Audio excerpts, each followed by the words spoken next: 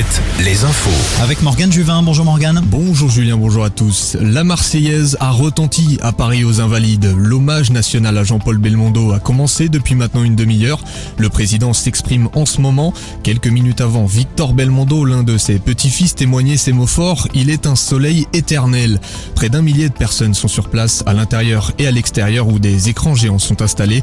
Les Français qui le souhaitent pourront se recueillir devant le cercueil de Jean-Paul Belmondo à partir de 19h30. Les obsèques de l'acteur décédé lundi auront lieu demain à 11h, toujours dans la capitale.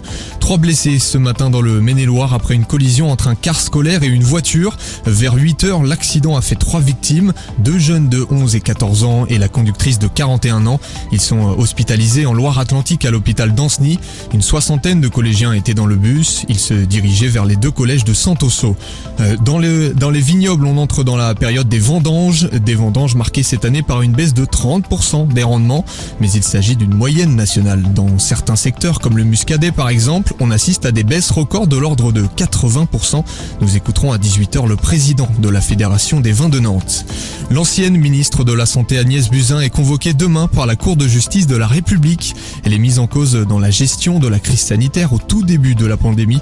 Elle pourrait être mise en examen. Pour rappel, en juillet dernier, une enquête a été ouverte sur la manière dont le gouvernement a géré l'épidémie. Toujours sur le plan sanitaire, la faculté de pharmacie de Tours découvre un potentiel nouveau vaccin contre le Covid.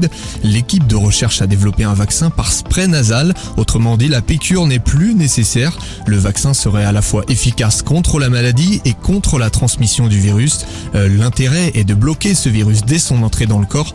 Des essais cliniques vont être menés sur l'homme. Le vaccin pourrait voir le jour fin 2023. Rendez-vous à 18h pour un nouveau point sur l'information. C'est noté. Merci Morgane, à tout à l'heure.